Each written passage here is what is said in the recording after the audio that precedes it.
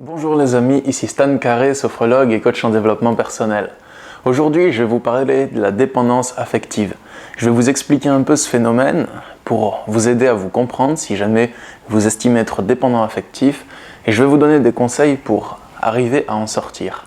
La dépendance affective, c'est une souffrance. C'est pour ça que les personnes dépendantes affectives, elles essayent d'en sortir. Il y a une souffrance qui est liée à la dépendance affective. En général, c'est de la peur ou bien de la culpabilité, mais les personnes dépendantes affectives, elles ont la croyance que l'amour, c'est une denrée vraiment rare et qu'il y a peu de personnes qui peuvent les aimer. Du coup, quand il y a une personne qui leur manifeste de la gentillesse ou des signes d'amour, elles se placent automatiquement comme dépendantes de cette personne. Elles ont la croyance que vraiment peu de personnes peuvent leur donner de l'amour et être bon, tendre, leur donner de l'affection. Et du coup, quand il y a une personne qui le fait, elles identifient cette personne comme cette personne peut répondre à mes besoins. Et il y a très peu de personnes sur Terre qui peuvent répondre à mes besoins, donc il faut à tout prix que je garde cette personne. Du coup, quelqu'un qui est dépendant affectif, c'est quelqu'un qui va avoir des angoisses lorsque l'autre est un peu distant avec lui, qui va avoir assez peur de se faire abandonner, qui va beaucoup miser son bonheur sur le comportement que l'autre personne a envers lui. Mais ce qui est problématique, c'est que les dépendants affectifs, souvent, ils sont en couple avec des personnes qui ne sont pas forcément correctes avec elles. C'est ce que je remarque assez souvent. Il est assez rare qu'une personne dépendante affective, lorsqu'elle est dans sa dépendance affective, trouve un partenaire de couple qui va être 100% constant, honnête, qui va être solide et engagé dans la relation.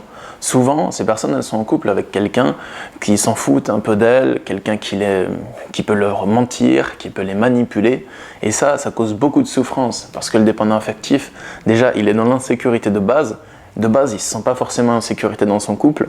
Mais si en plus, l'autre personne a une conduite qui pousse à l'insécurité, ça ne va pas du tout. Le dépendant affectif, à ce moment, il va souffrir et il va vouloir mettre un terme à sa souffrance. Il va commencer à chercher des solutions pour sortir de la dépendance affective, pour essayer de comprendre ce qui se passe en lui et comment y mettre un terme.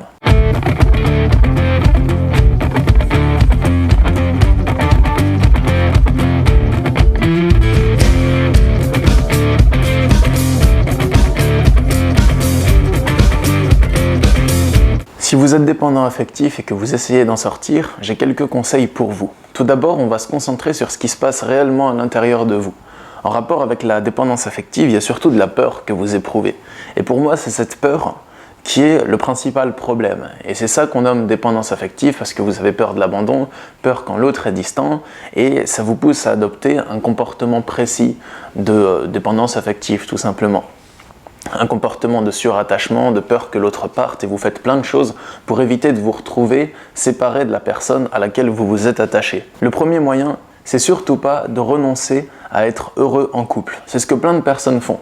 Lorsqu'ils essayent de se défaire de la dépendance affective, ils essayent de se détacher du bonheur de couple, de ne plus chercher à être heureux en couple et de chercher à être heureux seul, parce que souvent il y a des personnes qui leur ont dit « il faut d'abord que tu trouves ton bonheur seul avant de le trouver en couple ». Je suis à la fois d'accord et pas d'accord avec cette affirmation.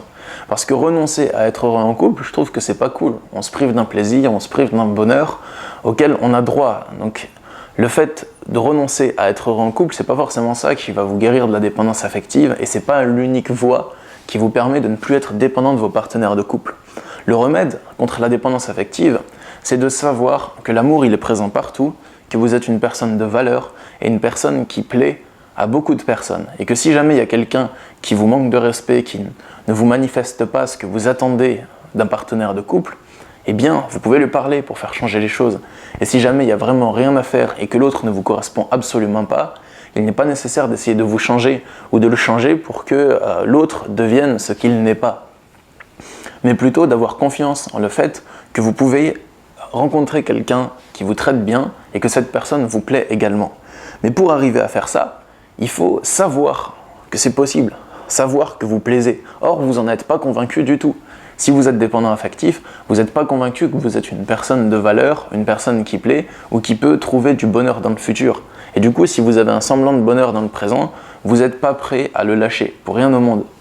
Du coup, pour savoir que vous plaisez à quelqu'un, pour savoir que vous avez la capacité de plaire et que vous avez la possibilité de vivre heureux en couple et épanoui, il faut sortir de sa zone de confort. Ce que je vous conseillerais, ce serait d'élargir votre cercle social, d'élargir les rencontres que vous faites, mais de choisir des rencontres de qualité.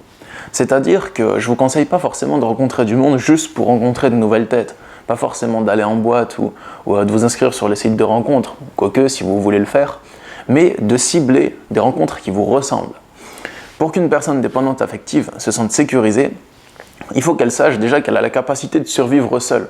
Elle a la capacité de survivre seule durant une période donnée de sa vie. Vous avez la capacité d'être seul pendant plusieurs mois. C'est pas pour ça que vous allez en mourir.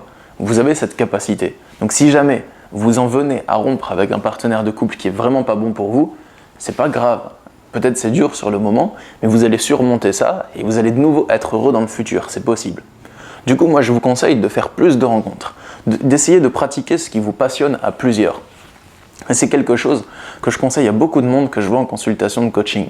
Si vous avez des passions, quelles qu'elles soient, que ce soit le développement personnel, l'escalade, le sport, ou l'équitation, ou la lecture, je sais pas, essayez de trouver des gens qui partagent cette passion et de pratiquer cette passion avec ces personnes-là. C'est possible. Pour toutes les passions, c'est possible. Les personnes qui sont passionnées par les mêmes choses que vous, il y a de grandes chances que ces personnes aient des similitudes dans leur comportement avec vous. Il y a des chances que vous puissiez trouver des gens qui vous ressemblent et qui sont bons pour vous en pratiquant vos passions à plusieurs. Et c'est ce que je vous conseille de faire. Même si vous n'avez pas l'habitude de le faire, c'est une très bonne chose. Et si vous voulez trouver l'amour, mais que vous voulez vous défaire de la dépendance affective, il faut juste arriver à se défaire de la peur de ne pas être tout le temps aimé. Si vous n'êtes pas tout le temps aimé, c'est pas grave, ça arrive. Mais il y a forcément des personnes qui vous aimeront ou qui vous aiment déjà.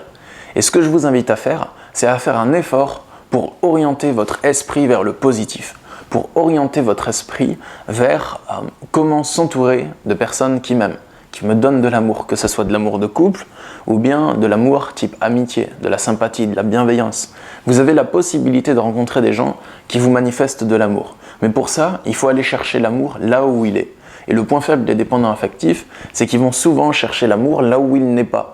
C'est-à-dire qu'ils vont trouver une personne qui ne leur manifeste quasiment aucun signe d'amour et ils vont essayer de faire en sorte de faire ressurgir tout le bon de cette personne et de faire en sorte que cette personne les aime de plus en plus. Mais en général, ça ne marche pas souvent. Et le dépendant affectif en vient à souffrir et à se poser tout un tas de questions sur lui-même et sur sa valeur. Du coup, je vous invite à faire un effort pour orienter votre esprit vers le positif, pour aller chercher l'amour là où il est, et ne pas le chercher là où il n'est pas. S'il y a des personnes qui ne vous manifestent aucun intérêt, c'est pas nécessaire de courir derrière eux en espérant qu'un jour, peut-être, hypothétiquement, dans le futur, ils vous manifesteront un peu d'intérêt.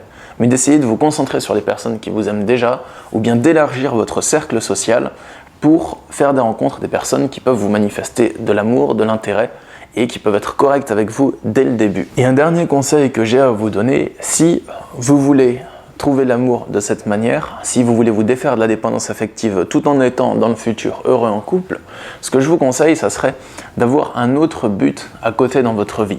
Pas forcément d'être entièrement focus là-dessus et de ne pas penser tous les jours à « je dois trouver l'amour » et de le chercher partout dans la rue dès que vous voyez des gens. Ça devient une obsession. Et c'est pas comme ça que vous allez atteindre votre objectif, ça va juste vous occuper l'esprit et vous allez cogiter là-dessus toute la journée. Donc, ce que je vous conseille dans ce cas, ce serait de faire ce qu'il faut pour élargir votre cercle social en ayant des relations qui sont ciblées dans le sens des gens qui pratiquent peut-être votre passion et de continuer à élargir votre cercle social non pas une fois, mais continuellement sur plusieurs mois. Si vous voulez influencer toutes les chances, mettre toutes les chances de votre côté pour ça, faire tout ce qui est en votre possible pour avoir un partenaire qui vous correspond par exemple. Donc n'hésitez pas à pratiquer vos passions, mais sur la durée, sur plusieurs mois de suite et à continuer. Déjà ça va vous épanouir de pratiquer vos passions à plusieurs et ça augmentera vos chances de trouver un partenaire de couple qui vous ressemble. Et ensuite, ayez une autre activité à côté. Ayez des projets en rapport par exemple avec le professionnel ou avec votre cadre de vie. Comme ça, vous pouvez vous focus ou mettre l'énergie de votre obsession et de votre concentration sur un autre projet, sur lequel vous avez du pouvoir, sur lequel vous pouvez avancer et progresser. Et en même temps, vous faites tout ce qui est de votre pouvoir pour trouver un conjoint qui vous ressemble, mais vous lâchez prise sur le résultat. En gros, vous faites des actions, mais vous n'êtes pas obsédé sur le résultat. Et votre obsession, vos attentes, vous les mettez sur un autre projet sur lequel vous avez du pouvoir d'action. Si cette vidéo vous a plu, n'hésitez pas à la partager sur les réseaux sociaux. Et sachez que je suis disponible en consultation de coaching. Vous pouvez me contacter pour cela. Il y a le lien dans la description. Je consulte par Skype, par téléphone ou au cabinet. Moi, je vous souhaite une bonne journée et je vous dis à bientôt pour une prochaine vidéo. Au revoir.